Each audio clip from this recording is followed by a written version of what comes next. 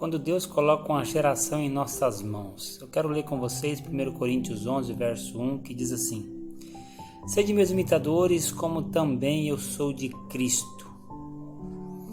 Meus irmãos, eu queria começar essa mensagem de uma maneira um pouco diferente. Eu queria que a gente parasse por alguns minutos e pensasse em uma coisa. A igreja ela não é feita somente de adultos. A igreja também é feita de crianças, é feita de jovens, é feita de adolescentes. E quando a gente olha para os nossos adolescentes, a gente percebe que eles estão vivendo uma fase muito importante da vida. É uma fase de mudança.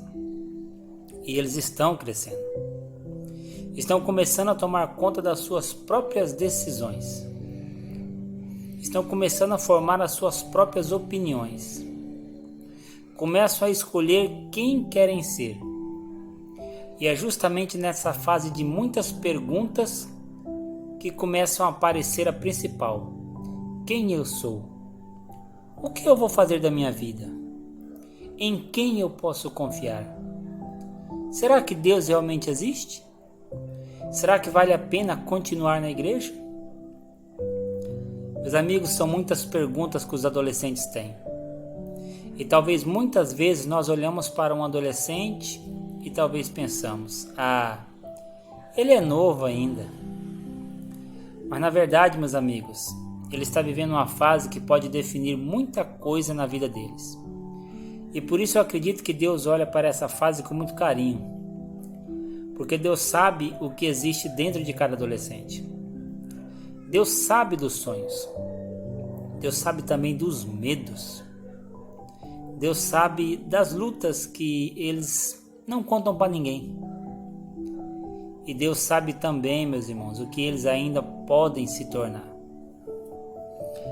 Talvez aqueles adolescentes que hoje estão sentados no banco da igreja, talvez eles amanhã estejam pregando, talvez estejam cantando, estejam trabalhando para a igreja. Talvez esses adolescentes no futuro estejam cuidando de outros adolescentes. Talvez seja um grande instrumento na mão de Deus. Por isso, quando a gente olha para um adolescente, não deveria enxergar apenas o que ele é hoje. A gente precisa enxergar também aquilo que Deus pode fazer na vida deles. E é aí que começa a nossa conversa de hoje. Bom, Deus sempre se preocupou com a próxima geração. Quando a gente lê a Bíblia, a gente percebe uma coisa muito bonita. Deus sempre teve preocupação com as próximas gerações. Deus não queria que aquilo que ele tinha feito com o povo terminasse naquela geração. Ele queria que os filhos conhecessem, que os netos também conhecessem, que uma geração contasse para outra aquilo que Deus tinha feito. O Salmo 78 fala justamente disso. Uma geração deveria contar a outras as obras de Deus. Isso traz, meus amigos, uma responsabilidade muito grande para nós. Porque nós percebemos algo de Deus. E agora temos a responsabilidade de passar isso para quem vem depois.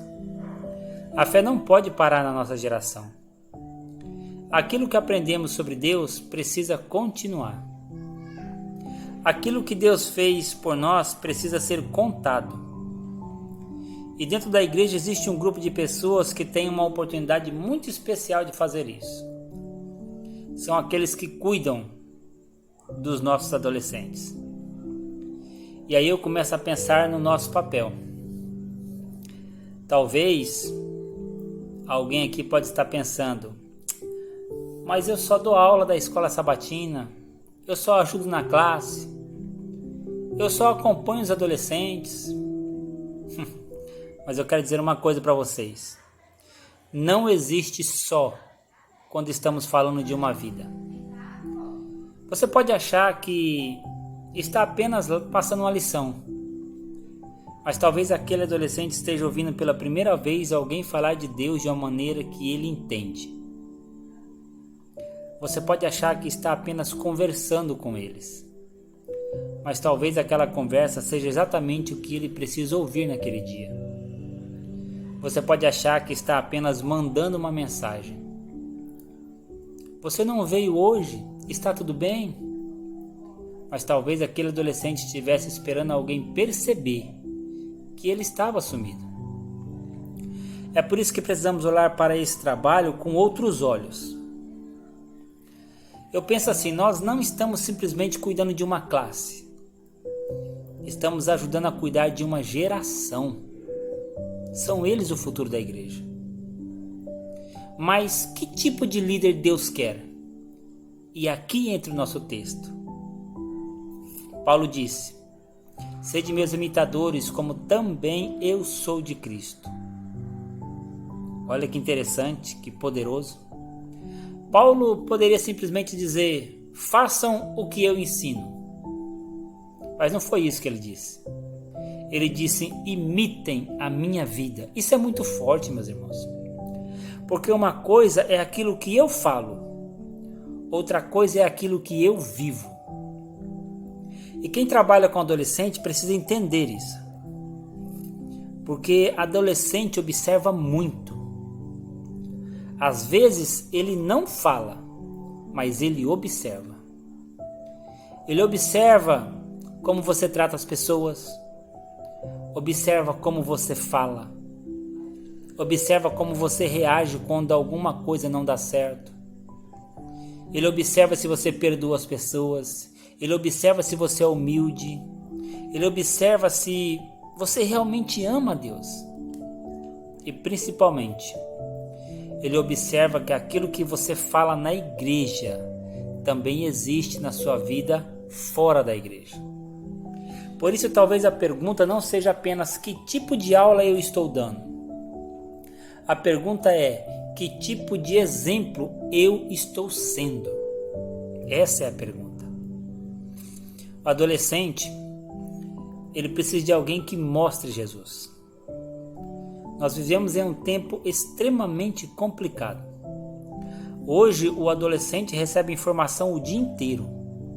Ele abre o celular e encontra milhares de opiniões. Todo mundo quer ensinar alguma coisa. Todo mundo quer dizer como ele deve viver. Tem gente dizendo: faça isso, pense assim, você precisa ser exatamente assim, você precisa ter isso, você precisa parecer com aquela pessoa. E no meio de tantas vozes que os adolescentes ouvem, a voz de Jesus precisa chegar até ele. Mas como essa voz vai chegar? Através da Bíblia, com certeza, mas também através da sua vida. Porque o adolescente precisa encontrar dentro da igreja pessoas que mostrem que é possível viver com Deus, que é possível ter fé, e é possível cair e levantar. É possível errar e pedir perdão. É possível ser diferente. É possível dizer não para algumas coisas. E talvez uma das maiores pregações que um adolescente possa ouvir na vida dele seja simplesmente olhar para um líder que vive exatamente aquilo que ensina. E aqui vem uma parte muito importante. Meus irmãos, não é fácil cuidar de adolescente. E eu acho importante a gente reconhecer isso. Não é fácil. Quem trabalha com adolescentes sabe. Às vezes você prepara uma coisa com tanto carinho, com tanto amor, e eles não dão muita atenção. Você fala e parece que ninguém está ouvindo.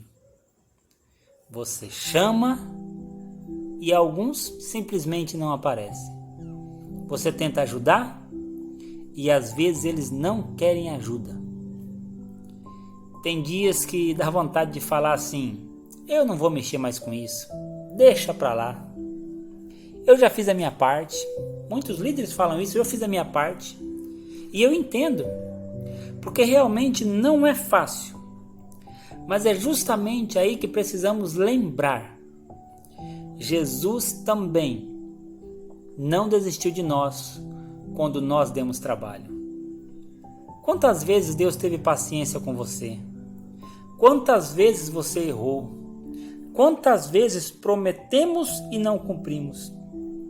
Quantas vezes Deus falou conosco e nós não ouvimos? Mesmo assim, Deus continuou nos chamando. E talvez nós também precisamos aprender a ter um pouco mais de paciência com a geração de adolescentes. A primeira milha e a segunda milha era diferente. Jesus disse: "E se qualquer te obrigar a caminhar 1 milha, vai com ela 2. A primeira milha é a que precisa ser feito. A segunda milha é o que fazemos por amor.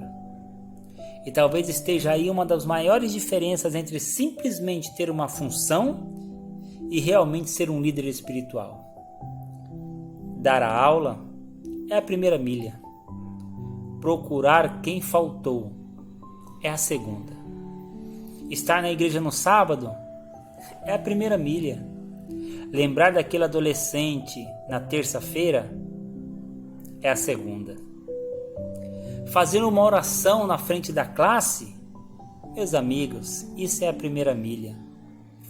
Chegar em casa e falar: Senhor, hoje eu quero colocar aquele adolescente diante de Ti.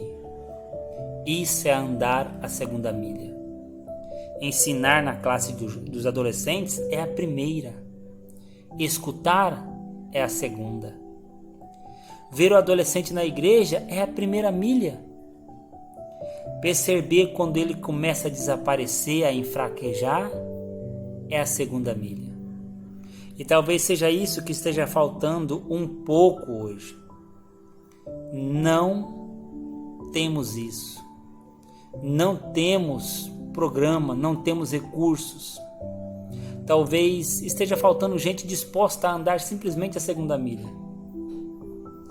Antigamente, meus amigos, havia menos recurso. Quando a igreja olha para os líderes de antigamente, uma coisa chama a atenção. Eles não tinham a facilidade que nós temos. Eles não tinham celular, eles não tinham WhatsApp, eles não tinham internet, não tinham tanta coisa pronta. Mas muitos deles tinham uma coisa muito bonita. Eles se entregavam por completo. Eles visitavam, eles caminhavam, eles oravam, eles conversavam, eles se preocupavam. Se alguém faltava, eles queriam saber o porquê. Se alguém estava afastado, eles iam atrás. Se alguém estava passando dificuldade, eles ajudavam. Hoje, nós temos muito mais facilidades. Se um adolescente não veio, podemos mandar uma mensagem em segundos para ele. Podemos ligar, podemos mandar áudio, podemos acompanhar. Mas precisamos fazer uma pergunta para nós.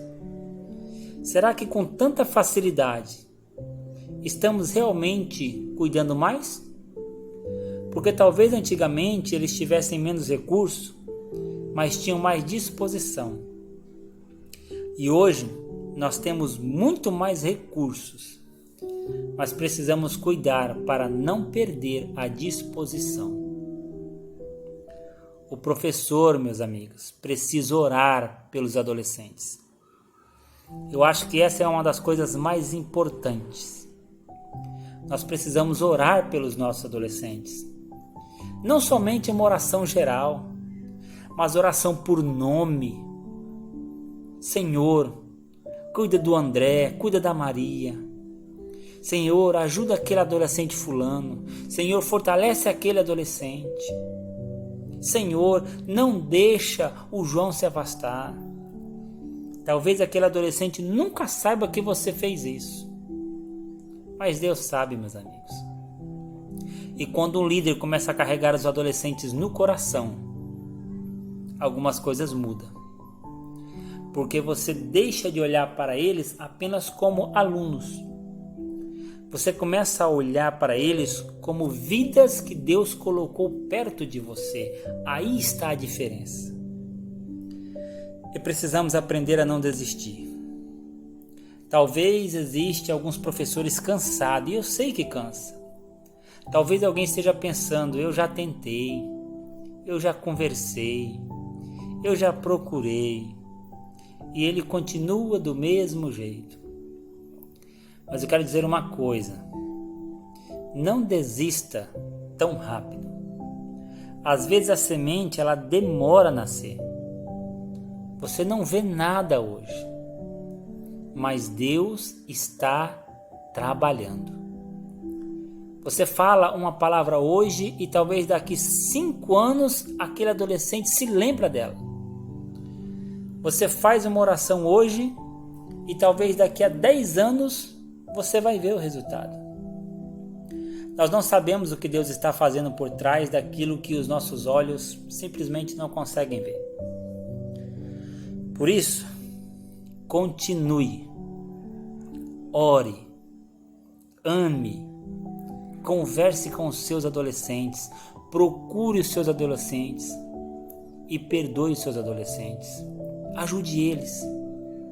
E quando precisar, ande mais uma milha. É sempre assim. A segunda milha ela é muito importante. Eu quero terminar com uma coisa bem simples. Imagina que Jesus chegasse hoje e colocasse um adolescente na sua frente e dissesse assim: eu quero que você cuide dele.